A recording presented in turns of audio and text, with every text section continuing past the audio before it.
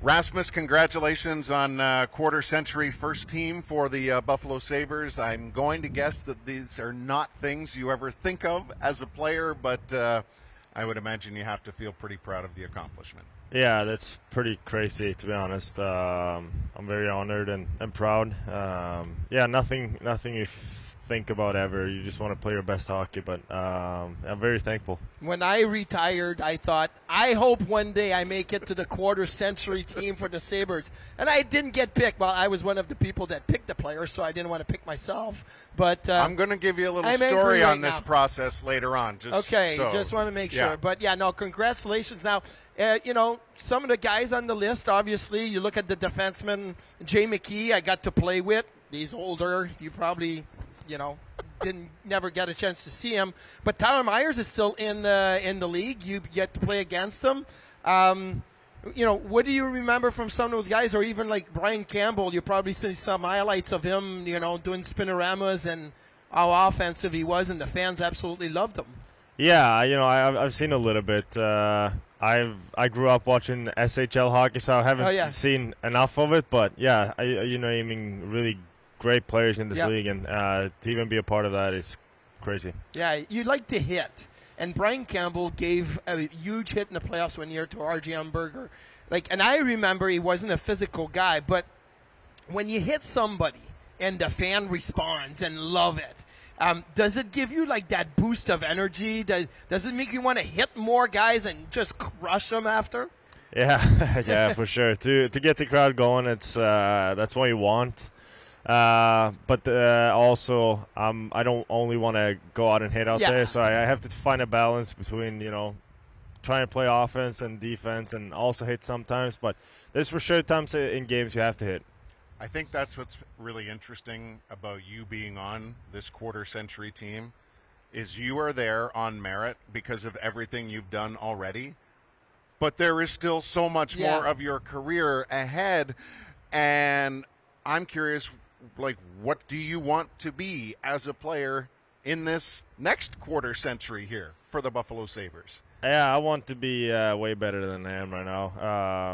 I want to develop in all the areas in the game, and I think I have way more in me. So I'm gonna make sure I work hard here in the future. Well, you say that, and it's a logical goal. But where do you think you've come from year one to where you're at now, and where you still want to get to? Oh yeah, that's from year one. That's night and day, I would say. I came in as a kid pretty much, and only wanted to score cool goals. But now I'm more of a complete player, and I can play in both ends and stuff like that. So I've developed since I got into the league for sure.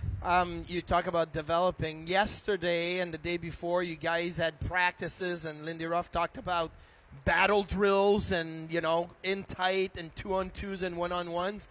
Do you get competitive with the guys on the ice, which probably is a reason why you're at the level you are? So when you guys do 1-on-1s and 2-on-2s, do you want to win every single one of them? Yeah, for sure. That's why you're out there. That's what's the most fun about this sport, is to compete. And we have some guys in the locker room that wants to compete too, so sometimes you get heated, but that's what I love. That's a part of it. How would you say the leadership component, you're talking about battling here, how has that part evolved? How are you handling how to talk to your teammates when you're going through tough stretches? How do you take it on yourself, whether it's in-game or after games? How do you feel about that evolution? Yeah, that's a part I want to grow into more. I feel like that's an area I can improve too. So, I learn every day, but I for sure have gotten more comfortable here in the last 3-4 months. So, but yeah, I wanna get better at that part too. Has it changed your relationship with the coaches? And maybe relationship is the wrong word, but your form of communication. Don Granato was very open about how often you were in communication, right? And he appreciated greatly how much you were constantly thinking about the next thing and communicating that. What is it like with Lindy and the staff? Yeah, you need to take bigger responsibility for sure. You have to think about all the areas around the team and how to win games. And I have to step up way more and express what I'm thinking, what I'm feeling, and then it's a constant communication in between the whole team pretty much, but with the coaching staff too. So the last couple of games, you guys went 11 forwards and 7 defensemen. Lindy Ruff said the forwards like it because there's more ice time. The D absolutely, usually in my experience, hated going to 7 because it's a little different, but you had some, guys sick and whatever. So what was that like for you, knowing that, okay, we have 7D, we have to roll, but at the same time, you want to get on the ice as much as possible? Yeah, the D side always joke about whatever the forward wants, they get, eh? So, but no, that was a great call. It makes sense. The forwards, they feel better when they're on the ice more and touch the puck more. So it was time for us to get a challenge and play our best game with 7 Ds and. Yeah, so I don't know what's coming tonight. We'll see. Yeah. But it is Carolina tonight, so can you give us an overview? But I almost hate asking this because the default is you're worried about your game, but you are up against a pretty staunch opponent here in Carolina. So take us through the matchup, if you would. Yeah, we know their work first team. They're one-on-one, pretty much all around the areas. They do man-on-man, so and they play a quick transition games, and they get skilled forwards, and their D loves to shoot the puck. So it'll be a tough match for sure, but we're up for it, and we just gotta make sure we win our battles.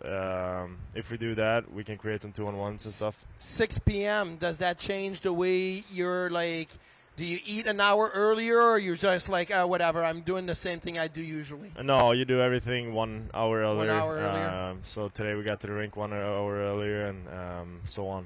So on, the nap is different and all of it. So I used to hate changes in the time.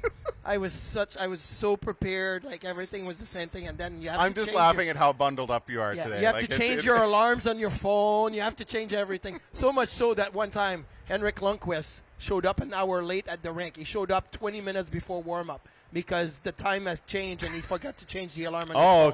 Okay, that's what happened. Yeah. Okay, I thought it was because of his routines. Yeah, he just forgot. That would have been better. It. That would have been a way that better would have been great. I'm not coming at 4 o'clock. No one will say anything because he's the Exactly. Henrik Lundqvist. John Tortorella was pacing up and down the locker room like, when is he going to get here? Did anybody talk to him? And he's looking at me like it's my fault. I'm like, I didn't do anything. Love it. Good luck tonight. Congratulations again on the nod for the quarter-century team, and of course, continued success with the foundation. Thank you. Appreciate it.